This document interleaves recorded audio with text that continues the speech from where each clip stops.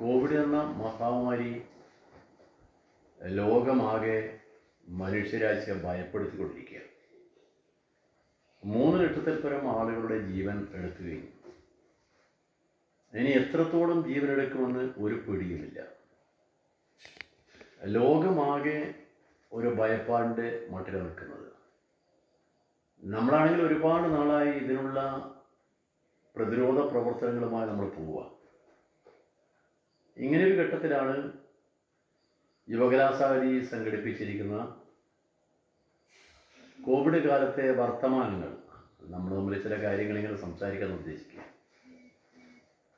കാരണം കേരളം എന്ന് പറയുന്നൊരു നാട് കോവിഡിനെതിരായ പോരാട്ടത്തിന് മുമ്പിലാണ്. ലോകത്തിലെ എല്ലാ ഭാഗത്തുള്ള ആളുകൾ പറയുന്ന കേരളം അത്ഭുതമാണ്. അതിനെന്താ കാരണം? എൻ്റെ അഭിപ്രായത്തിൽ കേരളത്തിൽ നമ്മൾ ഒരുപാട് കാലമായി വളർത്തിക്കൊണ്ടുവന്നിരിക്കുന്ന ഒരു കേരളീയ ബോധമുണ്ട്. ആ ബോധം പ്രധാനം. ആ ബോധത്തിന് അടിത്തറയിട്ടതാരാ? ആ ബോധം എത്രത്തോളം വളർത്തിയെടുത്തു? പഴയകാലത്ത് സ്വാമി വിവേകാനന്ദൻ 1892 ഭ്രാന്താലയം എന്ന് വിളിച്ച ഈ കേരളത്തെ ഇപ്പം ദൈവത്തിൻ്റെ സ്വന്തം നാട് എന്ന പദവി ഉയർത്തിയില്ലേ? അതിന് പിന്നിൽ നടന്ന ഒരുപാട് പ്രവർത്തനങ്ങളുണ്ട്. ആ പ്രവർത്തനത്തിൽ സാംസ്കാരിക പ്രവർത്തനങ്ങളുടെ വലിയ പങ്കുണ്ട്. സാംസ്കാരിക പ്രവർത്തകരും സാംസ്കാരിക പ്രവർത്തനങ്ങളും, എഴുത്തുകാർ, കലാകാരന്മാർ, അതുപോലെ തന്നെ കവികൾ, ഒരു ദീർഘമായ പ്രവർത്തനത്തിൻ്റെ ഭാഗമായിട്ടാണ് നമ്മൾ വളർത്തിയെടുത്തത്. ആ ദീർഘമായ പ്രവർത്തനത്തിൻ്റെ കഥ നമ്മൾ എന്തെങ്കിലും ഓർക്കണ്ടേ? ഇപ്പം നമുക്ക് തോന്നുന്നത് കേരളത്തിൽ മാതൃകയാക്കാമെന്ന് എല്ലാവരും പറയുന്നത്. ഈ മാതൃകയാക്കാമെന്ന് പറയുന്ന ആളുകൾ പൂർവ്വകാല ചരിത്രത്തെക്കുറിച്ച് വലിയ ആലോചിക്കേണ്ട കാര്യമില്ല. പക്ഷെ നമുക്കാലോചിച്ചാൽ മതിയാവും. കേരളത്തിൽ പഴയ കാലത്തുണ്ടായിരുന്ന ഒരു പ്രധാനപ്പെട്ട പ്രസ്ഥാനമാണ് പുരോഗമന സാഹിത്യ പ്രസ്ഥാനം. പുരോഗമന സാഹിത്യ പ്രസ്ഥാനത്തിന് കൂടിയായിരുന്നു കേരളം എന്നും അറിയപ്പെടുന്ന പ്രമുഖരായ കവികൾ, കലാകാരന്മാർ, സാഹിത്യകാരന്മാരെല്ലാവരും ഉണ്ടായിരുന്നു. ഞാൻ കഴിഞ്ഞ ദിവസമാണ് കോട്ടയം സമ്മേളനത്തിൽ ചങ്ങമ്പുഴ നടത്തിയ അധ്യക്ഷ പ്രസംഗത്തിൽ എൻ്റെ ഭാഗം ഞാൻ വായിക്കാൻ കഴിയായിരുന്നു. കാരണം അന്ന് പുരോഗമന പ്രസ്ഥാനം കേരളത്തിലെ ജനങ്ങളുടെ നാഡിമിടിപ്പുകൾ പരിശോധിക്കുന്ന ഒരു ഡോക്ടറെ പോലെ പ്രവർത്തിച്ചു. ആ പ്രസ്ഥാനത്തിൻ്റെ വളർച്ചയായിരുന്നു നമ്മുടെ കേരളത്തിൽ പിന്നീട് കമ്മ്യൂണിസ്റ്റ് പ്രസ്ഥാനത്തിനും ഒരു ശക്തി സംഭരിക്കാൻ കഴിഞ്ഞത്. ഇപ്പം നിങ്ങൾ നോക്കണം, നമ്മുടെ കവിത്രയം എന്ന് പറയുന്നത് നമ്മൾ 2 കവിത്രയത്തെക്കുറിച്ച് നമ്മളെ മുമ്പിൽ ഉള്ളൂ. എന്നാൽ ഒന്നുകൂടിയുണ്ട്. ആദ്യ കാലത്തുള്ളൊരു കവിത്രയമുണ്ട്. ആ കവിത്രയമാണ് പൂന്താനം, മേൽപ്പത്തൂര്, അതുപോലെ തന്നെ എഴുത്തച്ഛൻ. ഇത് ഭക്ത കവിത്രയം എന്ന് ചിലർ പറഞ്ഞിരുന്നു. ആ കവിത്രയത്തിന് ശേഷമാണ് ആശാൻ, ഉള്ളൂർ, വള്ളത്തോൾ.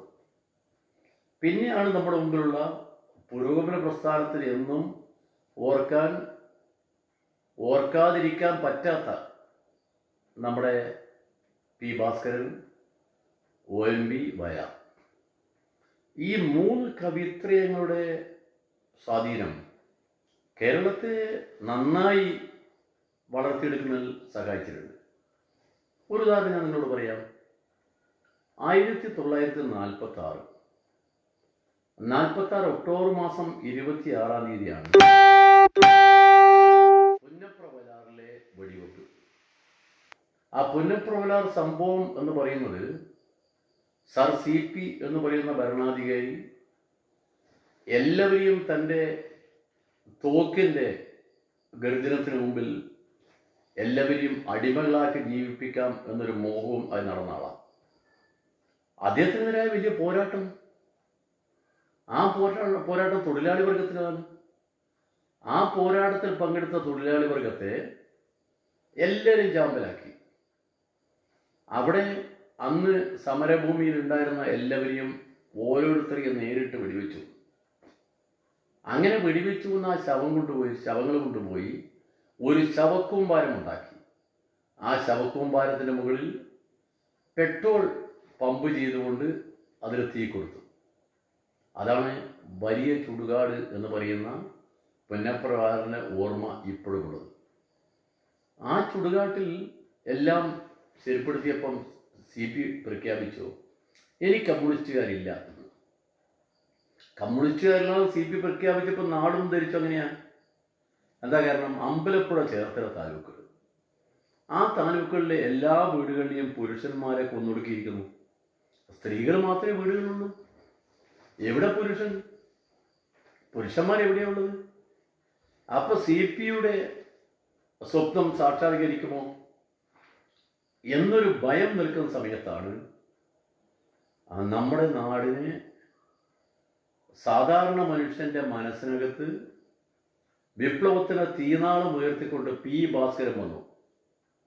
ഉയരും ഞാൻ നാടാകെ, പടരും ഞാൻ ഒരു പുത്രൻ, ഉയരും നാട് നീങ്ങിക്കൊണ്ട് ഉയരും വീണ്ടും എന്ന് പറഞ്ഞാൽ പുന്നപ്രവലാറിലെ ചുടലപ്പറമ്പിൽ നിന്നും ഒരു ഫിനിക്സ് പക്ഷിയെപ്പോലെ ഉദിച്ചുയർന്നു വിപ്ലവ പ്രസ്ഥാനം.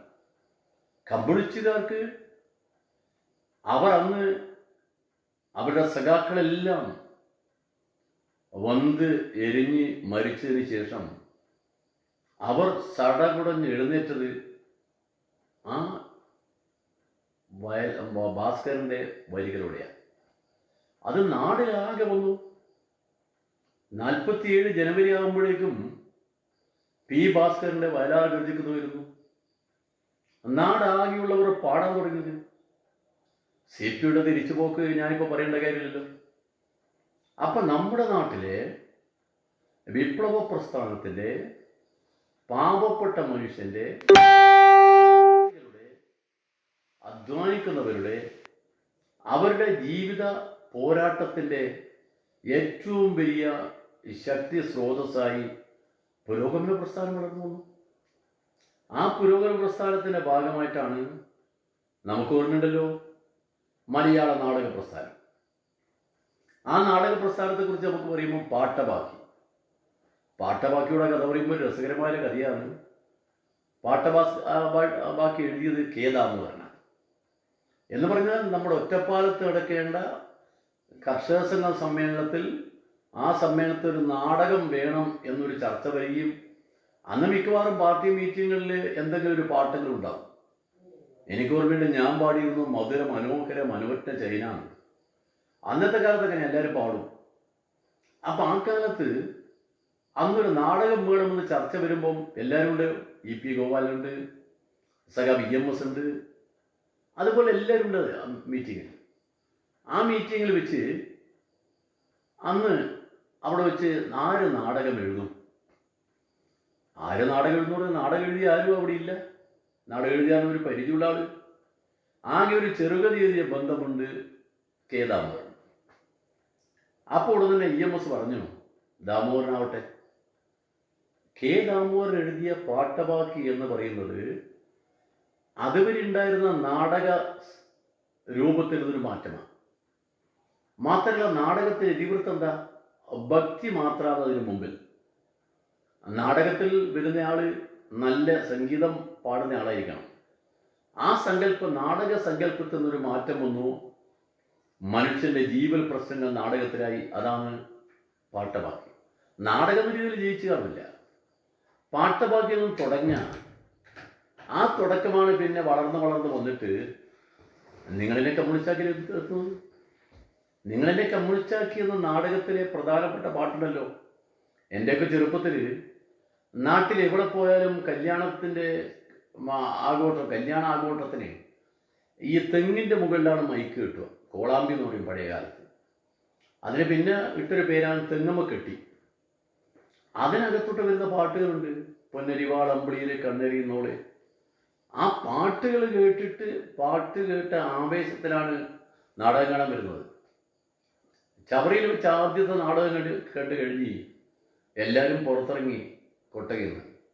അപ്പോഴാണ് നമ്മുടെ ദേവരാജ മാഷും മോഹൻ കൂടി ഒരുമിച്ച് വരുന്നത്. ചെറുപ്പക്കാരാ. അവർ മറ്റുള്ള കൂട്ടർ സംസാരിക്കുന്നവരെ ഇങ്ങനെ കേൾക്കുക.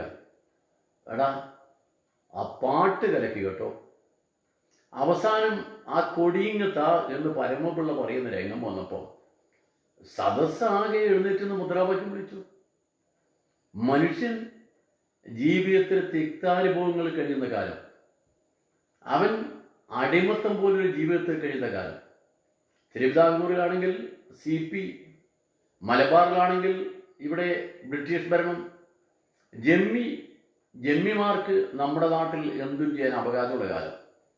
ആ കാലത്താണ് ജന്മിത്വത്തിനെതിരായുള്ള ഈരടികളും ജന്മിത്വത്തിനെതിരായുള്ള നാടകങ്ങളും എല്ലാം അന്ന് വളർന്നു വരിക. അതിൽ കൂടിയാണ് സാധാരണക്കാരുടെ മനസ്സിൽ ഈ കമ്മ്യൂണിസ്റ്റ് പ്രസ്ഥാനത്തിൻ്റെ ആവേശം കൂടിക്കൂടി വരുന്നത്. നമ്മളൊക്കെ ഇപ്പോൾ ധരിക്കും കമ്മ്യൂണിസം എന്ന് പറഞ്ഞാൽ എല്ലാവരും വായിച്ചു പഠിച്ചു വന്നതാണോ? ഒരിക്കലില്ല. വായിച്ചു പഠിച്ചൊന്നും കമ്മ്യൂണിസ്റ്റുകാരാകില്ല. അനുഭവമാണ്. അനുഭവത്തിനൊരു കഥ കൂടി ഞാൻ ഇതിൻ്റെ കൂടെ പറഞ്ഞേക്കാം. നിങ്ങൾക്കറിയാം, കയ്യൂർ സമരം എന്ന് പറയുന്നത് നമ്മുടെ രാജ്യത്തിലെ ഭൂമിക്ക് വേണ്ടിയുള്ള പ്രധാനപ്പെട്ട പോരാട്ടമായിരുന്നു. ആ പോരാട്ടത്തിൽ പങ്കെടുത്ത 4 പേരെയാണ് തൂക്കിലേറ്റം വിധിച്ചത്. ആ 4 പേരുകൾ ഓർമ്മയുണ്ടാവും. അപ്പു, ചിരുവണ്ടൻ, അബൂബക്കർ, കുഞ്ഞമ്മ നായർ. ഈ 4 പേരെ തൂക്കിക്കൊല്ലാൻ വിധിച്ചത്. ഈ 4 പേരെ തൂക്കിക്കൊല്ലാൻ വിധിച്ചതിന് ശേഷം കമ്മ്യൂണിസ്റ്റ് പാർട്ടിയാണെങ്കിൽ രാജ്യത്തിലെ എല്ലാ ഭാഗത്തും അതിന് ബ്രിട്ടീഷ് പ്രിവി കൗൺസിലിൽ പോയി ഇതിന് അപ്പീൽ കൊടുക്കാൻ. പക്ഷെ രക്ഷപ്പെട്ടില്ല, തൂക്കാൻ വിധിച്ചു. ഈ 4 പേർ 18 വയസ്സിനും 22 വയസ്സിനും ഇടയിലുള്ള 4 ചെറുപ്പക്കാരാണ്. ആ 4 ചെറുപ്പക്കാരെ കാണാൻ കമ്മ്യൂണിസ്റ്റ് പാർട്ടിയുടെ ജനറൽ സെക്രട്ടറി വന്നു, PC ജോഷി. ജോഷി എന്ന ചെറുപ്പക്കാരൻ വിപ്ലവകാരി, ഗദർ പാർട്ടിക്കാരുടെ യോഗത്തിൽ പോയി അവർക്ക് ക്ലാസ് എടുക്കുന്ന ആള്. അദ്ദേഹമാണെങ്കിൽ അത്ര ശക്തനായ വിപ്ലവകാരി ജോഷി. അദ്ദേഹം കണ്ണൂരിൽ വന്നിറങ്ങുന്നു. 1-ാം നമ്പർ മെയിലിൽ കണ്ണൂരിൽ വന്നിറങ്ങുമ്പോൾ സാധാരണ അന്നത്തെ വണ്ടി ഇന്നത്തെ വണ്ടിയൊക്കെ ഒരു ബന്ധുവില്ലല്ലോ. ആ വണ്ടി എന്ന് പറഞ്ഞാൽ കരിവണ്ടിയാണ്. ഇവിടെ ഇറങ്ങുമ്പോൾ മുണ്ടല്ല, കുർത്ത, പൈജാമിയും കുർത്തിയും, അത് രണ്ടും കറുത്ത് ശബരിമലയ്ക്ക് പോകുന്ന ആളുകളെ പോലെ ഇറങ്ങി വന്ന് P കൃഷ്ണപിള്ള കാത്തിരിക്കുന്നു. കൃഷ്ണപിള്ള കോമ്രേഡിനെ സ്വീകരിച്ചു. തൽക്കാലം റെയിൽവേ സ്റ്റേഷനിൽ തന്നെ ഒന്ന് ഡ്രസ്സൊന്ന് മാറി. എങ്ങനെ പോവും? പോകാൻ വണ്ടിയില്ല. കാറുണ്ടോ? ഇല്ല. ജീപ്പുണ്ടോ? അതുമില്ല.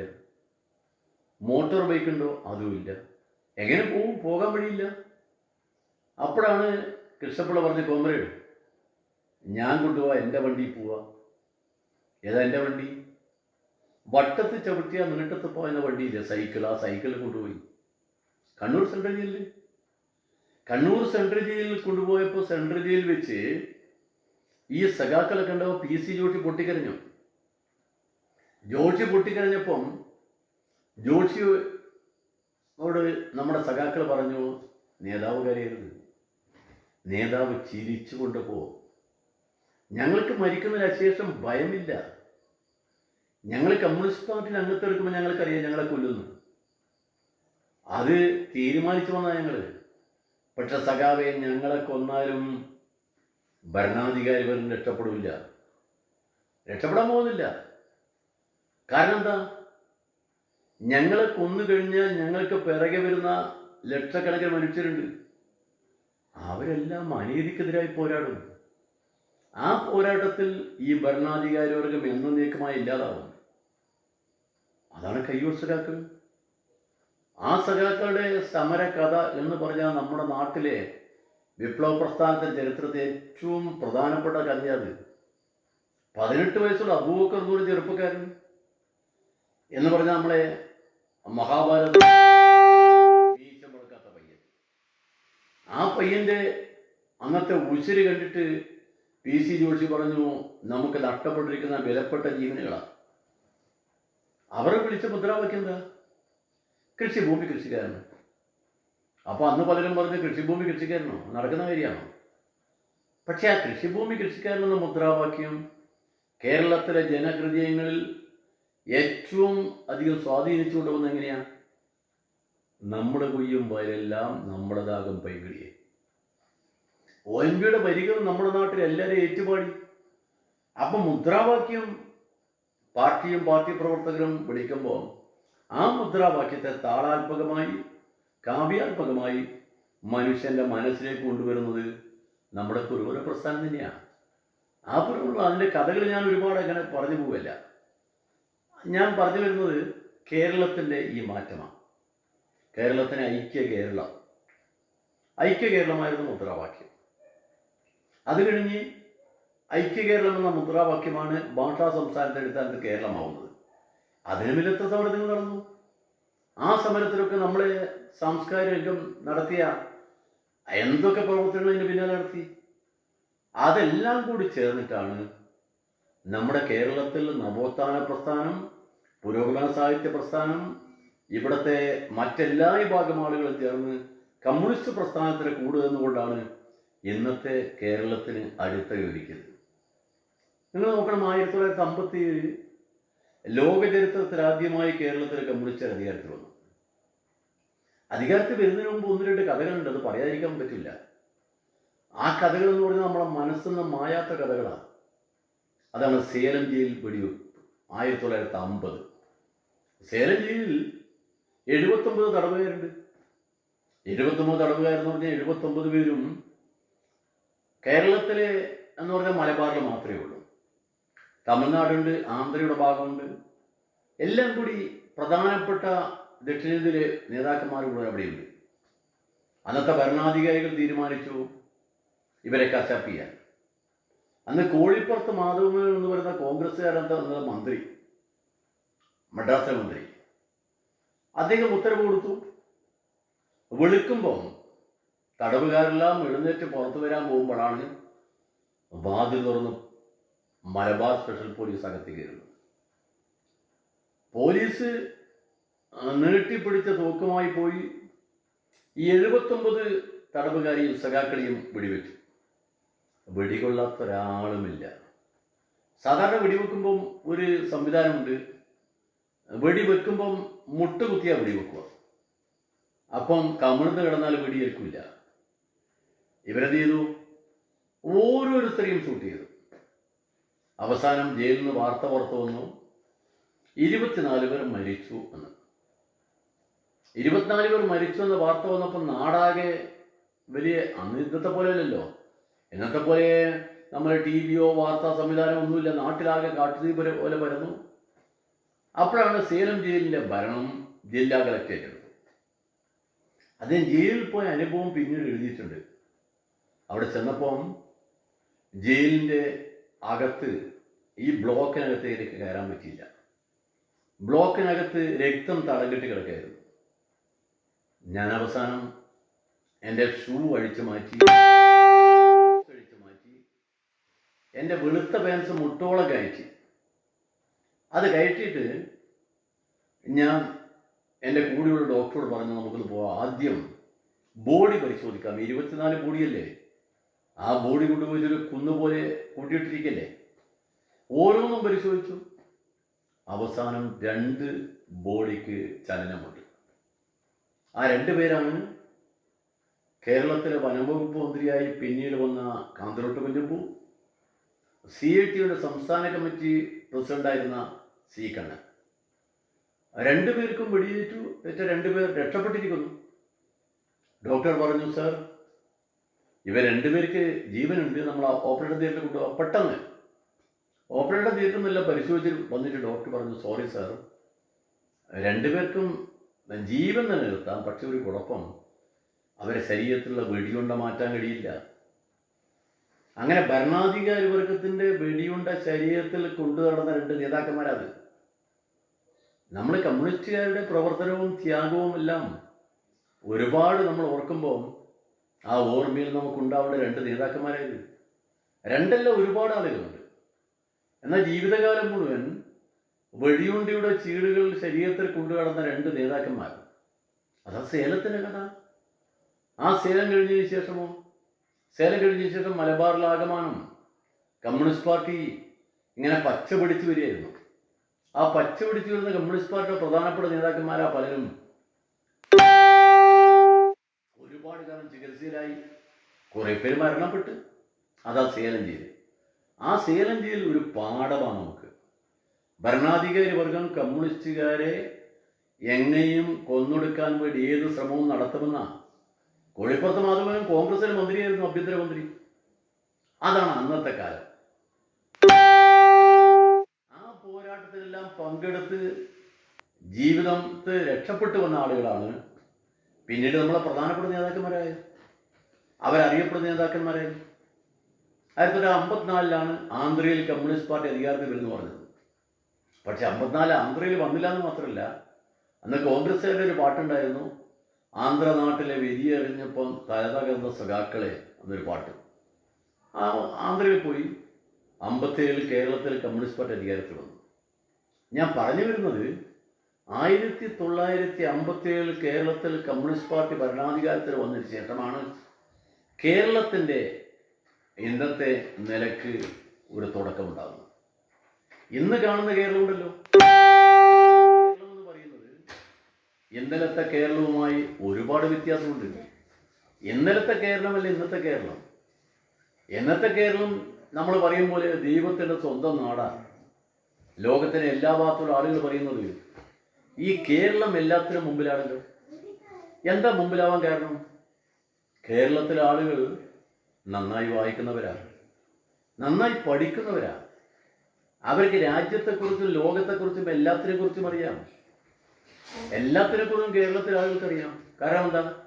വിദ്യാഭ്യാസം എന്നത് കേരളത്തിൻ്റെ ഒരു പ്രധാനപ്പെട്ട ലക്ഷ്യമായിരുന്നു.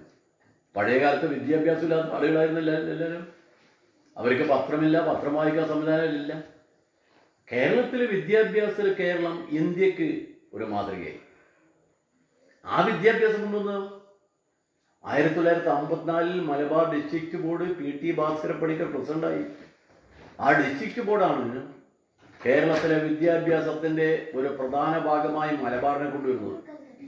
മലബാറിൽ വിദ്യാഭ്യാസത്തിന് സംവിധാനമില്ല. മലബാറിൽ ആകെ ഉണ്ടായിരുന്ന കോളേജ് തലശ്ശേരി ബ്രണ്ണൻ കോളേജ്, അതുപോലെ കോഴിക്കോട് ഗുരുവായൂരപ്പൻ കോളേജ്. അത് കഴിഞ്ഞാൽ ഈ ഭാഗത്ത് കോളേജുകളൊന്നുമില്ല. കാരണം കോഴിക്കോട് തലസ്ഥാനം, മലബാർ ഡിസ്ട്രിക്ട് ബോർഡിൻ്റെ തലസ്ഥാനം എവിടെയാണ്? അന്നാണ് PT ഭാസ്കര പണിക്കരും KV മൂസാൻകുട്ടി മാഷും പ്രസിഡന്റും വൈസ് പ്രസിഡന്റും. അവരുടെ നേതൃത്വത്തിൽ അന്ന് കേരളത്തിൻ്റെ ഈ ഇന്നത്തെ മാതൃക ഉണ്ടാക്കുന്ന അന്നാണ്. മലബാറിൽ 1001 ഏകാധ്യാപക സ്കൂളുകളുണ്ടായി. ആ സ്കൂളുകളിൽ നിന്ന് മാറ്റമുണ്ടാകുന്നത് എന്ന് പറഞ്ഞാൽ 1ാം ക്ലാസ് മുതൽ 4ാം ക്ലാസ് വരെ ഒരു അധ്യാപകനാണ്. വേറെ അധ്യാപകന്മാരില്ല. അതിനുള്ള അധ്യാപകന്മാർ എങ്ങനെയായിരുന്നു? അധ്യാപകന്മാർ ജമ്മിയുടെ വീട്ടിലെ പണിക്കാർ അധ്യാപകന്മാർ. ജമ്മിയുടെ വീട്ടിലെ കാര്യത്തോടത്തിലൊക്കെ ക്ലാസ്സുകൾ. അതിൽ നിന്ന് മാറി ഒരു ജനകീയ വിദ്യാഭ്യാസ ഇടത്തരയുണ്ടായി. അതിനുശേഷമാണ് കേരളത്തിൽ ഈ മാറ്റങ്ങൾ. മനുഷ്യൻ പഠിച്ച്, രാഷ്ട്രീയം പഠിച്ച്, സാഹിത്യം പഠിച്ച്, സംസ്കാരം പഠിച്ച്. പഴയ കാലത്ത് നമ്മുടെ നാട്ടിൽ പഠനത്തിൽ പ്രധാനമെന്തായിരുന്നു? പഠനത്തിൽ പ്രധാനമായും നമ്മൾ ഭക്തി ആണ് പഠിക്കുന്ന പ്രധാനപ്പെട്ട കാര്യം. ആ ഭക്തിയുടെ കാര്യം പറയുമ്പോൾ ഇപ്പോൾ നമ്മളെ ഈ കേരളത്തിലുണ്ടല്ലോ രാമായണ മാസം. രാമായണ മാസം എന്ന് പറഞ്ഞാൽ രാമായണം. രാമായണം എന്ന് പറഞ്ഞാൽ മഹാകാവ്യമാണ്. രാമായണം ആദികാവ്യമാണ്. രാമായണം എന്ന് പറയുന്ന ആദികാവ്യം എന്ന് അത് രചിച്ചു എന്നതിനെപ്പറ്റി കൃത്യമായ ആർക്കും അറിയില്ല. പലരും പല ഗവേഷണങ്ങൾ നടത്തുന്നുണ്ട്. ഒരു കാര്യം ഉറപ്പാണ്, ത്രേതായുഗത്തിലാണ് രാമൻ ഉണ്ടായത്. കാരണം ദശാവതാരത്തിൽ 7ാമത്തെ അവതാരമാണ് രാമൻ. ത്രേതായുഗത്തിൽ ശ്രീരാമൻ. ത്രേതായുഗപ്പ കൃതയുഗം, ത്രേതായുഗം, ദ്വാപരയുഗം, കലിയുഗം. ഇത് കലിയുഗമാണല്ലോ. ഈ കലിയുഗത്തിൻ്റെ സമയത്താണ് നമ്മളിപ്പോൾ നിൽക്കുന്നത്. ത്രേതായുഗം എന്ന് പറയുന്നത് യുഗങ്ങൾ എത്ര കാലമാണ് എന്നുള്ളതിനെ പറ്റി ഒരു പിടിയും ഇതുവരെ ഇല്ല. അതിനെ കൃത്യമായി ആരും വിഭജിച്ച് ഇതുവരെ കാണിച്ചിട്ടുമില്ല. പക്ഷെ ഒരു കാര്യം ഉറപ്പാണ്, മനുഷ്യവംശത്തിൻ്റെ ജന്മത്തിന് 5 ലക്ഷം വർഷത്തിൻ്റെ പഴക്കമുണ്ടെന്നാണ് നരവംശ ശാസ്ത്രജ്ഞന്മാർ പറയുന്നത്. അപ്പോൾ എന്തായാലും ആദികാവ്യം രാമായണം ഉണ്ടായത് ആ കാലത്താണ്. രാമായണത്തിൻ്റെ പ്രത്യേകത എന്താ? രാമായണത്തിന് പ്രത്യേകത നോക്കേണ്ടത് മനുഷ്യൻ്റെ ജീവിതവുമായി ബന്ധപ്പെട്ട എല്ലാ കാര്യവും. ഒന്ന് കവർച്ചക്കാരനായ രത്നാകരൻ. ആ രത്നാകരന് യാത്രക്കാരായ മഹർഷിവര്യന്മാരുടെ അവരുടെ കയ്യിലുള്ളതെല്ലാം മോഷ്ടിച്ചതിൻ്റെ പേരിൽ അവനോട് പറഞ്ഞു, നിങ്ങളിത് മോഷ്ടിച്ചു കൊണ്ടുകൊണ്ടല്ലോ, എന്തിനു വേണ്ടിയിട്ടാ? എനിക്ക് മേലെ കുടുംബത്തിന് ജീവിക്കാൻ, നിങ്ങളുടെ കുടുംബത്തിന് നിങ്ങൾക്ക് ജീവിക്കാൻ. ഇതൊരു പാപമാണല്ലോ. നിങ്ങൾ മരിച്ചു കഴിഞ്ഞാൽ നരകത്തിൽ ചെല്ലുമല്ലോ. ഈ പാപം ഇപ്പം നിങ്ങൾ തീർക്കുക. അപ്പോഴെ പറഞ്ഞു കേസില്ല. പറഞ്ഞു അല്ല, കേസുണ്ട്. നിങ്ങളിങ്ങനെ കൊണ്ടുകൊടുക്കുന്ന വീട്ടുകല്ലേ, അവര് ഈ പാപം അവരോട് പങ്കിട്ടെടുക്കുമോ? അപ്പോൾ അതെടുക്കും. തീർച്ചയാണ്. അങ്ങനെ ഇവർ പറഞ്ഞാൽ അന്വേഷിക്കുക. അങ്ങനെ അന്വേഷിച്ച് തിരിച്ചു വന്ന ആളാ. അവിടെ ചെന്നപ്പം ഭാര്യയും മക്കളും കുടുംബമെല്ലാം കൂടി പറഞ്ഞ്, നമ്മളെ രക്ഷിതാവ് നിങ്ങളാ, നിങ്ങളെങ്ങനെ കൊണ്ടുവരും നമ്മൾ നോക്കണ്ടായിരുന്നോ, നിങ്ങളെന്നെ അനുഭവിച്ചോളണം. അപ്പോഴാണ് രത്നാകരൻ ബോധ്യായി നിന്ന. ആ രത്നാകരനോട് പറഞ്ഞു, രാമന്റെ പേര് ഉച്ചരിച്ചുകൊണ്ട് നീ ഇവിടത്തിന് ഇരുന്നോ. എത്ര കാലം ഇരുന്നറിയോ? അവിടെ ഇരുന്നത് 5000 വർഷമാണ് അവിടെ ഇരുന്നത്. 5000 വർഷം എന്ന് പറഞ്ഞാൽ ഇന്നത്തെ കാലമായിരുന്നു. മനുഷ്യന് 120 വയസ്സല്ലേ, പുരുഷന് ദീർഘായുസ് പോലെ 120 വയസ്സല്ലേ. 5000 വർഷം ഇരുന്നിട്ട് അവിടെ ഒരു വലിയ മൺപുറ്റുണ്ടായിരുന്നു. ആ മൺപുറ്റിൽ നിന്ന് മാറ്റിയെടുത്താണ് രത്നാകരനെ വാൽപ്പീകം. ആദി കാവ്യത്തിൻ്റെ ആരംഭം ഇവിടെയാണ്. മാനിഷാദ ആദികാവ്യം. അപ്പം ഇങ്ങനെ രാമായണവും മഹാഭാരതവും നമ്മൾ ഒരുപാട് വായിക്കാൻ പഠിക്കുന്നതാണ്. അത് പഠിക്കുന്നതിന് വളരെ പരിമിതമായിരുന്നു. രാമായണവും മഹാഭാരതവും ഒക്കെ നമ്മുടെ ജീവിതത്തിൻ്റെ ഇന്നത്തെ കാണുന്ന എല്ലാം അതിലെല്ലാം ഉണ്ട്. ഇപ്പം മഹാഭാരതം എന്ന് വരുന്ന മഹാഗ്രന്ഥം അത് പറയുന്നത് ഇതിലില്ലാത്തതൊന്നും ലോകത്തിലില്ല എന്നാണ്. അപ്പോൾ ചിലത് തെറ്റിദ്ധരിക്കും, ഇതില്ലാതൊന്നും ലോകത്തില്ല എന്ന് പറഞ്ഞാൽ എന്താ അതിൻ്റെ അർത്ഥം? മഹാഭാരതത്തില്ലാതൊന്നും ലോകത്തിലില്ല. അപ്പോൾ ആരോ പറഞ്ഞു പോലും, ഇതിനകത്ത് നമ്മുടെ നാട്ടിൽ കളിക്കുന്ന കളികളില്ലാത്തുണ്ടോ എന്നൊക്കെ ചോദിച്ചാൽ അതൊരു തമാശയല്ലേ. മനുഷ്യ ജീവിതവുമായി ബന്ധപ്പെട്ട എല്ലാം ഇതിനകത്തുണ്ട്. കവർച്ചയുണ്ട്, മോഷണമുണ്ട്, പിന്നെ തട്ടിക്കൊണ്ടുപോകലുണ്ട്. അവിടെ മനുഷ്യൻ്റെ ജീവിതവുമായി ബന്ധപ്പെട്ട എല്ലാം ചേർന്നാണ് മഹാഭാരതം. മാത്രമല്ല, മഹാഭാരതത്തെക്കുറിച്ച് നമ്മൾ പറയുമ്പോൾ നമ്മുടെ മുമ്പിലുള്ള വളരെ പ്രധാനപ്പെട്ട കഥാപാത്രം ആരാ? നമ്മൾ വ്യാസമുനിയാണല്ലോ. മഹാഭാരതത്തെക്കുറിച്ച് ചിലർ നിരൂപണത്തിൽ എഴുതിയിരിക്കുന്ന ഇപ്പം മഹാഭാരതം എന്ന് പറയുന്ന മഹാഗ്രന്ഥം ഉണ്ടല്ലോ, അത് കറുത്തവൻ്റെ പുസ്തകമാണ്. ചിലർ പറയുന്ന അന്നത്തെ നാടൻ പാട്ടുകളായി മഹാഭാരതമായിരുന്ന. പക്ഷെ മഹാഭാരതത്തെക്കുറിച്ച് പറയുമ്പോൾ ഒന്ന് ഓർക്കേണ്ട കാര്യമുണ്ട്. ഈ മഹാഭാരതം എന്ന മഹാഗ്രന്ഥം എഴുതിയ വേദവ്യാസൻ, വ്യാസനെ കുറിച്ച് പറഞ്ഞ വ്യാസൻ എന്ന് പറഞ്ഞാൽ വ്യാസിക്കുന്നവൻ, നമ്മൾ പത്രാധിപരെ പോലെയാണ്. അപ്പം എന്താ പറയുന്നത്, അതിലിപ്പം അത് ഓരോ രീതിയിൽ ഓരോരുത്തർ വ്യാഖ്യാനിക്കുന്നുണ്ട്. എന്താ കാരണം എന്ന് പറഞ്ഞാൽ, ഈ വ്യാസമുനി എന്ന് പറയുന്ന ആള്, അദ്ദേഹത്തിൻ്റെ യഥാർത്ഥ പേര് കൃഷ്ണദൈവായൻ എന്നാണ്.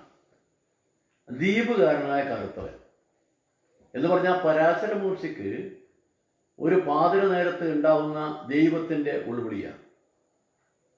നേരം വിളിക്കുന്നതിന് മുമ്പ് ഒരു കുഞ്ഞിന് ജന്മം കൊടുത്താൽ അവൻ ലോകത്തിലെ ഏറ്റവും വലിയ ബുദ്ധിമാനായിരിക്കുന്ന, അതിൽ ചേർത്ത് വായിക്കേണ്ട കാര്യമാണ്. അങ്ങനെ ബുദ്ധിമാനായിരിക്കും എന്ന് പറഞ്ഞിട്ടാണ് ഇയാൾ പുറപ്പെട്ട്, നമ്മുടെ മുനി പുറപ്പെട്ടിട്ട് കടത്തുകാരി പെണ്ണായ സത്യവതിയെ കൂട്ടിക്കൊണ്ടുപോയിട്ട് നദിയുടെ മധ്യത്തിൽ വെച്ച് ഒരു കുഞ്ഞിന് ജന്മം കൊടുത്തു. ആ മധ്യത്തിൽ വെച്ച് ജന്മം കൊടുത്തെന്ന് പറഞ്ഞാൽ മഞ്ഞ് മൂടിയ ഒരു മുറി ഉണ്ടാക്കിയിട്ട്. ഒരുപക്ഷെ ലോകത്തിൽ ആദ്യമായി ഇങ്ങനെ സ്ത്രീ പുരുഷ ബന്ധം AC-യിൽ നടന്ന അന്നായിരിക്കും. കാരണം നല്ല തണുപ്പല്ലേ, AC-മായുള്ള തണുപ്പല്ലേ. അതാ പറയുന്നത് കൃഷ്ണദൈവായൻ എന്ന് പറയാൻ കാരണം. ആ കൃഷ്ണദൈവായനാണ് വ്യാസമുനിയാക്കുന്നത്, വേദവ്യാസൻ എന്ന് പറഞ്ഞാൽ ഇദ്ദേഹം എഴുതിയതാണ് എന്നുള്ളതാണ് ഞാൻ പഠിച്ച ഗ്രന്ഥങ്ങളിൽ നിന്നൊക്കെ എനിക്ക് ബോധ്യമായ കാര്യം. അദ്ദേഹം എഴുതിയതാണ്. അതിനെക്കുറിച്ച് ഒരുപാട് തർക്കിരിക്കട്ടെ, പലരും തർക്കിച്ചുകൊണ്ടേയിരിക്കുക അതിനെക്കുറിച്ച്. എന്തായാലും ഒരു കാര്യം ഉറപ്പാണ്, ഈ മഹാഭാരതം എന്ന് പറയുന്ന മഹാകാവ്യം നമ്മുടെ രാജ്യത്തിൻ്റെ ചരിത്രത്തിലെ ഏറ്റവും പ്രധാനപ്പെട്ട ഒരു കാവ്യം തന്നെയാണ്. അപ്പം ഈ പറഞ്ഞ വ്യാസമുനിയാണെങ്കിൽ അദ്ദേഹമല്ലേ ഈ യുദ്ധത്തെക്കുറിച്ച് എഴുതാൻ പറ്റിയ ഏറ്റവും വലിയ ആധികാരികതയോട് എഴുതാൻ പറ്റുന്നത്. കാരണം എന്താ? അദ്ദേഹത്തിന് മക്കളാണല്ലോ ധൃതരാഷ്ട്രം, പാണ്ഡുവും വിതുരരും.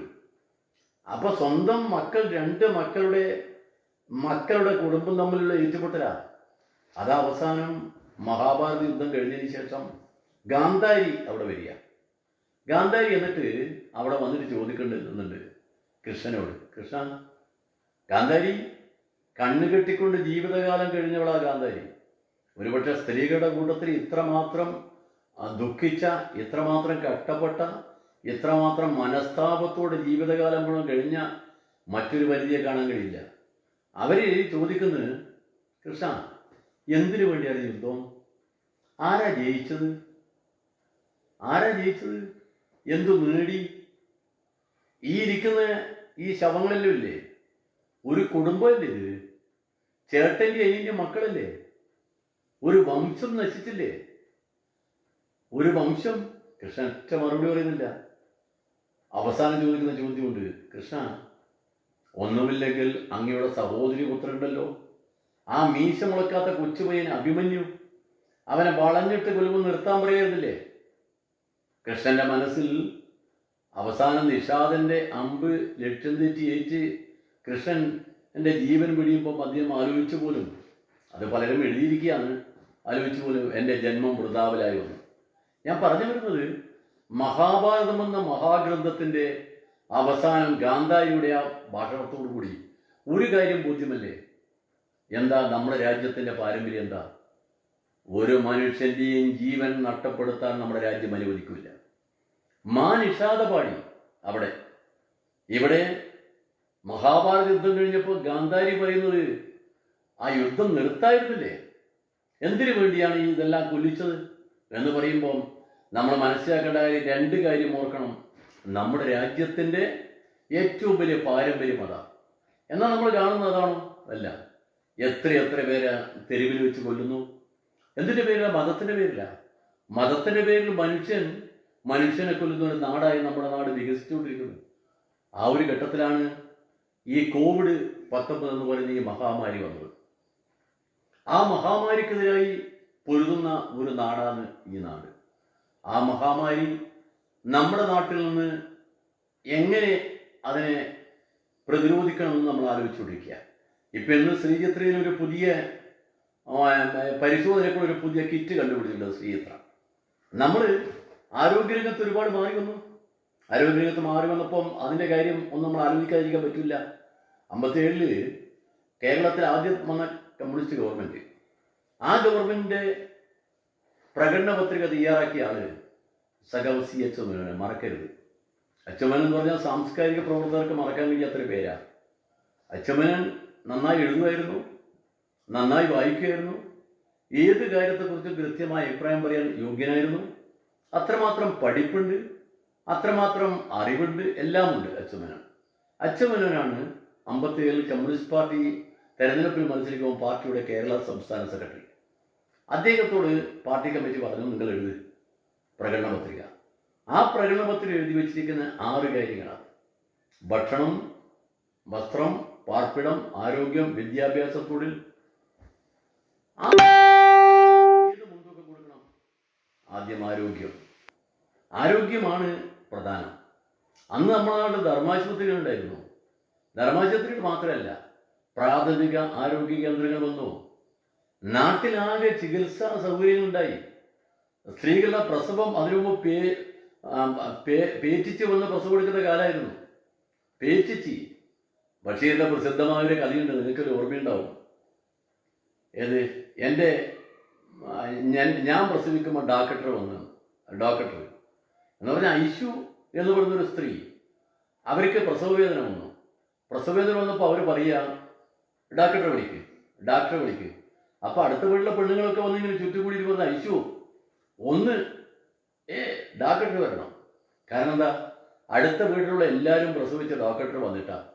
സൈനവ് പ്രസവിച്ച് ഡോക്ടർ വന്നിട്ട്, രാധ പ്രസവിച്ച് ഡോക്ടർ വന്നിട്ട്, അതുപോലെ മാലിന്യ പ്രസവിച്ച് ഡോക്ടർ വന്നിട്ട്, എല്ലാവരും പ്രസവിച്ച് ഡോക്ടർ വന്നിട്ട്. അപ്പോൾ ഐശ്വമൊക്കൊരു പ്രശ്നം, ഞാൻ ഡോക്ടർ വരാതെ പ്രസവിച്ചാൽ നാട്ടിലൊരു ഗമമുണ്ടേ. അന്നങ്ങനെയാണല്ലോ നമ്മുടെ മനസ്സിലൊരു ഗമ. അപ്പോൾ അവർ പറഞ്ഞു ഡോക്ടറെ വരണം. അപ്പം എല്ലാവരും കുടിച്ച് പോയി ഭർത്താവിനെ കൂട്ടിക്കൊണ്ടു. ഭർത്താവ് ഒരു വീട് തിരക്കുകാരനാണ്. അയാൾ ഡോക്ടറെ വിളിച്ച് വന്ന് ഡോക്ടർ വീട്ടിൻ്റെ മുമ്പിലുള്ള കോടി കയറുമ്പോൾ ബഷീർ പറയാ. അപ്പോൾ ഡോക്ടർ വന്ന് നോക്കുമ്പോൾ ഐസമ്മ കണ്ടു. ഐസമ്മ പറഞ്ഞു ഞാൻ പ്രസവിച്ചപ്പോൾ ഡോക്ടർ വന്നു. ഇതാണ് അന്നത്തെ കാലം. ആ കാലത്താണ് പ്രസവ ശുശ്രൂഷ കേന്ദ്രം. ഈ നാട്ടിലെ മനുഷ്യന്റെ പ്രസവത്തിന്റെ കാര്യത്തിൽ ഉണ്ടാകുന്ന വിഷമതകൾ, അന്ന് പ്രസവകാലത്ത് പലരും മരിക്കുമായിരുന്നു. ആ ഘട്ടത്തിൽ ഉണ്ടാക്കിയ ആരോഗ്യ സംവിധാനമാണ് 57. 57 അന്ന് ഡോക്ടർ AR മേനോനായിരുന്നു ആരോഗ്യമന്ത്രി. അദ്ദേഹത്തോട് പലരും ചോദിച്ചു, ആരോഗ്യമില്ലാത്ത ആരോഗ്യമന്ത്രിയാണല്ലോ. അദ്ദേഹം പറഞ്ഞു, എനിക്ക് എന്തിനാരോഗ്യം, ജനങ്ങൾ ആരോഗ്യമല്ലേ പ്രശ്നം. അന്നത്തെ ഗവൺമെന്റ് അതാണ്. അച്യുത മേനോൻ ധനകാര്യമന്ത്രിയായിരുന്നു. 57 അടിത്തറിയിട്ട ഈ കേരളത്തിന്റെ ആരോഗ്യരംഗവും വിദ്യാഭ്യാസ രംഗവും ഒക്കെ നമ്മുടെ നാടിലും മാറി മാറി വന്ന ഗവൺമെന്റുകൾക്ക് മാറ്റാൻ കഴിഞ്ഞില്ല. ആ ഗവൺമെന്റുകൾക്ക് മാറ്റാൻ കഴിഞ്ഞാൽ വലിയ സംഭാവന ചെയ്തില്ലെന്ന് വെച്ചോ. എന്നാലും ആരോഗ്യത്തിന് വേണ്ടിയും വിദ്യാഭ്യാസത്തിന് വേണ്ടിയും മാറ്റിവെക്കുന്ന തുക ബഡ്ജറ്റിൽ നിന്ന് കുറക്കാൻ പറ്റിയില്ല. അത് തുടർന്നുകൊണ്ടേയിരിക്കണം. ഇത് വ്യാപകമാക്കേണ്ടി വന്നു. അങ്ങനെ വളർന്നു വന്നതാണ് കേരളത്തിലെ ആരോഗ്യരംഗം.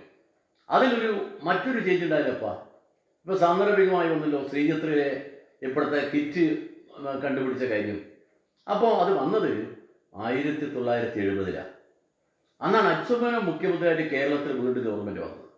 ആ ഗവൺമെന്റ് വന്നപ്പോൾ അച്യുത മേനോൻ പഴയ പ്രകടന പത്രിക കൃത്യമായി എടുത്ത് പുതിയ കാലവുമായി ചേർത്തുകൊണ്ടാണ് മുന്നോട്ട് പോയത്. പുതിയ കാലവുമായി ചേർത്തുകൊണ്ടെന്ന് പറയുമ്പോൾ നമ്മുടെ രാജ്യത്ത് ആകെ വന്നിരിക്കുന്ന ഒരു വലിയ മാറ്റമുണ്ട്. ലോകത്തിൽ വന്ന മാറ്റമുണ്ട്. ലോകത്തിൽ തന്നെ ആരോഗ്യരംഗത്ത് ഒരു വലിയ മാറ്റത്തിന്റെ ചരട് പിടിച്ച് വിടുക ക്യൂബ എന്ന രാജ്യം. 1959 ക്യൂബയിൽ വിപ്ലവം നടന്നു. അധികാരമേറ്റു ഫിഡൽ കാസ്ട്രോ. അധികാരമേറ്റതിന് ശേഷം 60-ലാണ് ക്യൂബയുടെ 5 വർഷത്തേക്കുള്ള പ്ലാൻ അംഗീകരിക്കുന്നത്. ആ പ്ലാനിൽ പ്രധാനമായും പറഞ്ഞ മനുഷ്യന്റെ ആരോഗ്യമാണ്. അതിനെക്കുറിച്ച് കാസ്ട്രോ പറഞ്ഞൊരു കാര്യമുണ്ട്. എന്നോട് എൻ്റെ ഗുരുനാഥ് ഉപദേശിച്ച. ആരാ ഗുരുനാഥൻ? വിപ്ലവകാരിയായ ചെ ഗുവേര. യുദ്ധ സമയത്ത് വിപ്ലവകാരികൾ പോയി കാട്ടിൽ പോയി താമസിക്കുമ്പോൾ കാട്ടിൽ വെച്ച് കണ്ടുമുട്ടിയപ്പോൾ അന്ന് എന്നോട് പറഞ്ഞ ബിഷഗ്വരനായ ഡോക്ടറായ ചെ ഗുവേര പറഞ്ഞു, കാസ്ട്രോ, നിങ്ങളാണ് യുദ്ധം ജയിക്കാൻ വേണ്ടി പോകുന്നത്. നിങ്ങൾ അധികാരത്തിൽ വരും. അധികാരത്തിൽ വന്ന ആദ്യം ചെയ്യേണ്ട കാര്യം മനുഷ്യന്റെ ആരോഗ്യമാണ്. ഓർത്തോളണം. ആരോഗ്യപരമായ കാര്യങ്ങളിൽ ക്യൂബ മുന്നോട്ട് വന്നു. അത് ശരിക്കും മനസ്സിലാക്കിയ അച്യുത മേനോൻ പറഞ്ഞു, നമുക്ക് കേരളത്തിൽ ആരോഗ്യരംഗത്ത് വലിയ മാറ്റം വേണം. ശ്രീചിത്ര അന്ന് വന്ന ശ്രീചിത്ര. അന്നാണ് കേരളത്തിൽ മരുന്ന് ഉൽപ്പാദനത്തിനൊരു ഫാക്ടറി ഉണ്ടായി. ആലപ്പുഴയിൽ കാണുന്നുണ്ടെങ്കിൽ ഡ്രഗ്സ് ആൻഡ് ഫാർമസ്യൂട്ടിക്കൽ ആലപ്പുഴയിൽ അന്നുണ്ടായത. അപ്പൊ കേരളത്തിൽ എല്ലാ മേഖലയിലും, ഇത് മാത്രമല്ല വ്യാവസായിക മേഖലയിൽ ഒരുപാട് മാറ്റം ഉണ്ടായി. ഒരുപാട് പുതിയ സംരംഭങ്ങൾ ഇവിടെ ഉണ്ടായി. അതിനൊന്നും കണക്ക് ഞാനിപ്പോൾ പറയുന്നില്ല. ഞാൻ പറഞ്ഞു വരുന്നത്, ഈ നമ്മുടെ നാട്ടിലെ ആരോഗ്യരംഗത്ത് നമ്മൾ ഇന്ത്യയിലെ ഒരു പ്രധാനപ്പെട്ട സംസ്ഥാനമായി മാറിയിരിക്കുന്നു. ആ മാറ്റത്തിന് പ്രധാനപ്പെട്ട ശക്തി എന്ന് പറയുന്നത് കമ്മ്യൂണിസ്റ്റ് പാർട്ടിയാണ്. പിന്നീട് ഇടതുപക്ഷ ജനാധിപത്യ പ്രസ്ഥാനമാണ്. ആ പ്രസ്ഥാനമാണ് നമ്മുടെ നാട്ടിലെ മനുഷ്യന്റെ ജീവന് വിലയുണ്ടെന്നും ആ ജീവൻ സംരക്ഷിക്കേണ്ട കാര്യം നമ്മുടെ ഉത്തരവാദിത്തമാണെന്നും ഇന്ന് ലോകത്തിൽ ഐക്യരാഷ്ട്രസഭയുടെ കണക്കെടുത്ത് നോക്കുമ്പോൾ ഏറ്റവും കൂടുതൽ ആയുസ്സുള്ള ഒരു രാജ്യം, ഒരു സംസ്ഥാനം നമ്മുടെ ആയുസ്, ദീർഘായുസ്. ഇപ്പൊ കൊച്ചുകുട്ടികൾ ജനിക്കുമ്പം മരിക്കുന്നതിൽ ഏറ്റവും കുറവ് കേരളത്തിലാണ്. മിക്കവാറും മരണമില്ല. ആരോഗ്യം സംരക്ഷിക്കാൻ ഒരുപാട് കാര്യങ്ങൾ നമ്മുടെ മുമ്പിലാണ്. അങ്ങനെ മുമ്പിലൊരു നാടായി മാറി. ആ നാടായി മാറിയത് വെറുതെയല്ല, ഒരുപാട് മനുഷ്യരുടെ ജീവൻ കൊടുത്തുകൊണ്ട് നടത്തിയ പോരാട്ടങ്ങളും, ഒരുപാട് മനുഷ്യർ അന്ന് എന്ത് വന്നാലും തിരക്കിടില്ല, ധീരമായി തൂലുക ജലിപ്പിക്കും ഞങ്ങൾ ചെയ്യുമെന്ന് പറഞ്ഞ് അങ്ങനെ അവർ പ്രവർത്തിച്ച നമ്മളെ കലാകാരന്മാരും കവികളും സാഹിത്യകാരന്മാരും അവർ നടത്തിയ പ്രവർത്തനങ്ങൾ ഇപ്പൊ KPSCയുടെ നിങ്ങളെ കമ്മ്യൂണിസ്റ്റാക്കി നിരോധിച്ചല്ലോ. നിരോധനമുള്ളൊരു നാടകമായിരുന്നത് ഈ കേരളത്തിൽ. അതുകൊണ്ട് അങ്ങനെ മനുഷ്യന്റെ ജീവിതാവശ്യങ്ങൾ നിറവേറ്റുന്നതിനുള്ള പോരാട്ടവും അതോടൊപ്പം തന്നെ സാംസ്കാരിക രംഗവും കൂടി ഒരുമിച്ച് ചേർത്തുകൊണ്ട് കൊണ്ടുവന്നതാണ് ഈ കേരളത്തിൽ വളർന്ന ഈ വളർച്ചയല്ല. ആ വളർച്ചയിൽ നമ്മളെല്ലാവരും ചെയ്ത് ഈ സാംസ്കാരിക പ്രവർത്തകർ എന്ന് പറഞ്ഞാൽ നല്ല പങ്ക് വഹിച്ചതാണ്. ആ പങ്ക് വഹിച്ചത് സാംസ്കാരിക പ്രവർത്തകർ എന്ന് പറഞ്ഞാൽ കേരളത്തിൻ്റെ മാറ്റത്തിന് ശക്തിയായി മാറി. അതിൽ നമ്മൾ നേരത്തെ പറഞ്ഞ പോലെ പി ഭാസ്കരൻ, വയലാർ രാമവർമ്മ, ONV കുറുപ്പ്, തിരുനെല്ലൂർ കരുണാകരൻ, തിരുനെല്ലൂരിൻ്റെ മനോഹരമായ കാവ്യങ്ങളൊക്കെ നമ്മുടെ നാട്ടിൽ വളരെ പ്രധാനമായിരുന്നു. പ്രേമം മധുരമാണ് ധീരവുമാണ്, റാണിയാണ് കുറേ കഥാപ്രസംഗമായിട്ട് പോയത്. അങ്ങനെ കാതികന്മാർ, നമ്മുടെ കെടാമംഗലം സദാനന്ദൻ, സാംബശിവൻ, കേരളത്തിൽ കാതികന്മാർ, നമ്മുടെ അമ്പലങ്ങളിലൊക്കെ വന്നിട്ട് കാതികന്മാർ പ്രസംഗം നടത്തുമ്പോൾ എല്ലാ ആളുകളും വന്ന് കൂടുക. കാരണം എന്താ? ഭക്തി ജനങ്ങളുടെ വികാരമാണ്. ആ വികാരത്തിൽ അവരേക്ക് പോയിക്കോട്ടെ. നമ്മുടെ നാട്ടിൽ നമുക്കെല്ലാവർക്കും ജീവിക്കാൻ ഒരു സംവിധാനം വേണമല്ലോ, എല്ലാവർക്കും അവകാശമുണ്ടല്ലോ. ആ അവകാശം നേടിയെടുക്കാൻ വേണ്ടി കേരളം മുന്നോട്ട് ഉള്ള പോരാട്ടം നടത്തിയപ്പോൾ ആ പോരാട്ടത്തിൽ ഒരു മുൻഗണന ഉണ്ടായിരുന്നു. എന്താ? ഭൂമിയുടെ അവകാശം. ശ്രീനാരായണ ഗുരു പറഞ്ഞു, കേരളത്തിൽ ഈ കാണുന്ന കേരളമില്ലേ, ഈ കേരളത്തിൽ ജാതിയാണ് ഏറ്റവും വലിയ നാശമെന്ന്. ജാതി എന്തിനു ജാതി ഉണ്ടാക്കിയത്? ജാതി ഉണ്ടാക്കിയതിന് കാര്യമുണ്ട്. സമ്പന്ന ജനവിഭാഗത്തിന്, സമ്പന്നർക്ക് അവരുടെ സ്വത്ത് കൂടുതൽ കൂട്ടിയെടുക്കുന്നതിന് വേണ്ടി പാവപ്പെട്ട മനുഷ്യനെ പ്രവൃത്തിയുടെ പേരിൽ വിഭജനം നടത്തി. നീ തെങ്ങാഴ്ചക്കാരനാണ്, നിന്റെ പേര് ഇന്നതാണ്. നീ ചുമട്ടുകാരനാണ്, നിന്റെ പേര് ഇന്നതാണ്. നീ തോട്ടിയാണ്, നിന്റെ ജോലി ഇതാണ് എന്ന് പറഞ്ഞുകൊണ്ട് മനുഷ്യനെ തൊഴിലിന്റെ പേരിൽ വിഭജനം നടത്തി.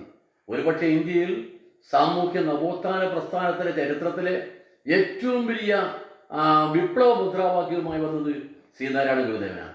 ശ്രീനാരായണ ഗുരുദേവൻ, അയ്യങ്കാളി, ചട്ടമ്പി സ്വാമികൾ, വാഗ്ബടാനന്ദ സ്വാമികൾ, വക്കം അബ്ദുൽ ഖാദർ മൗലവി, പൊയ്കേരി ഹോയനാൻ, കേരളീയ നവോത്ഥാന പ്രസ്ഥാനത്തിന്റെ ധീരമായ ഒരു വലിയ നിര. ആ നിരയിൽ കൂടി വന്ന ഈ കേരളം ദൈവത്തിന്റെ സ്വന്തം നാട്. ഇവിടെ എന്ത് പ്രലോഭനങ്ങളുണ്ടായാലും എന്ത് പ്രകോപനങ്ങളുണ്ടായാലും തിരക്കേടില്ല. നമ്മുടെ നാടിൻ്റെ അസ്തിത്വം, നമ്മുടെ നാടിൻ്റെ നിലനിൽപ്പ്, അതിനുവേണ്ടിയുള്ള പോരാട്ടത്തിൽ നമുക്കെല്ലാവർക്കും ഒരുമിച്ച് ചേരാം. അതിൽ സാംസ്കാരിക പ്രവർത്തകരുടെ അവരുടെ പ്രവർത്തനങ്ങൾ ഇതിൽ പ്രധാനപ്പെട്ട കണ്ണിയാണ്. ആ സാംസ്കാരിക പ്രവർത്തകരുടെ പ്രവർത്തനങ്ങൾക്ക് ഒരു വലിയ മാന്യത നമ്മുടെ നാട്ടിലുണ്ട്. കാരണം ഒരു സാംസ്കാരിക പ്രവർത്തകന് ഒരുപാട് കാര്യങ്ങൾ ചെയ്യാൻ കഴിയും. അതിൽ പ്രധാനമാണ് പാരിസ്ഥിതി. നമ്മുടെ പാരിസ്ഥിതിക രംഗമുണ്ടല്ലോ കേരളത്തിൽ. പാരിസ്ഥിതിക രംഗത്തിൽ നമ്മൾ തന്നെ വരുത്തി വെച്ച വിനയായിരുന്നല്ലോ നമ്മുടെ നാട് അനുഭവിച്ചത്. അതുകൊണ്ട് നമുക്ക് പാരിസ്ഥിതിക രംഗം മെച്ചപ്പെടുന്നതിന് വേണ്ടിയും നാട്ടിൻ്റെ പൊതുവായ ജീവിത നിലവാരം മാറ്റുന്നതിന് വേണ്ടിയുമുള്ള എല്ലാ നല്ല പ്രവർത്തനങ്ങൾക്കും ഈ കോവിഡ് കാലത്ത് നമ്മളൊരു പഠനം ഇപ്പം നടത്തിയപ്പം ഒരു പഠനം നമ്മുടെ മുമ്പിലുണ്ട്. നേരത്തെ നമ്മൾ കാണുമ്പോൾ കൈപിടിച്ച് കുലുക്കും. ഇപ്പോഴാണെങ്കിൽ ഈ പെരുന്നാളിൻ്റെ അടുത്തിരിക്കുക. ഇപ്പം വ്രതാനുഷ്ഠാന ദിവസങ്ങളാണ്. ഈ ദിവസങ്ങളിൽ സാധാരണ തമ്മിൽ കാണുമ്പം ഇസ്ലാം മതത്തിൽപ്പെട്ട ആളുകൾ തമ്മിൽ കൈപിടിച്ച് കുലുക്കും, അവർ ആശ്രയിക്കും. ഇപ്പം നമുക്ക് കെട്ടിപ്പിടിച്ചുകൂടാ, കൈപിടിച്ചുകൂടാ. നമുക്കിപ്പം മാറി നിന്നുകൊണ്ട് സംസാരിക്കണം.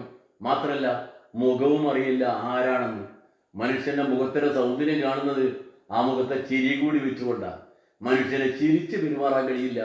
അക്കത്തം പറഞ്ഞ പോലെ കണ്ടാൽ പരസ്പരം മിണ്ടാതെ പോവത് കൊണ്ടെന്ന് കാര്യലാവും. കാണുമ്പോൾ ഒന്ന് ചിരിച്ചാൽ മനസ്സിൻ്റെ ക്ഷീണം മാഞ്ഞു പോവും. പക്ഷെ ചിരിക്കാൻ ഇനി അധികാരമില്ല, ചിരിക്കാൻ അനുവാദമില്ല. മുഖത്തെല്ലാവരും ഇപ്പം മറ കെട്ടിക്കൊണ്ടിപ്പോൾ പോകുന്നൊരവസ്ഥയാണ്.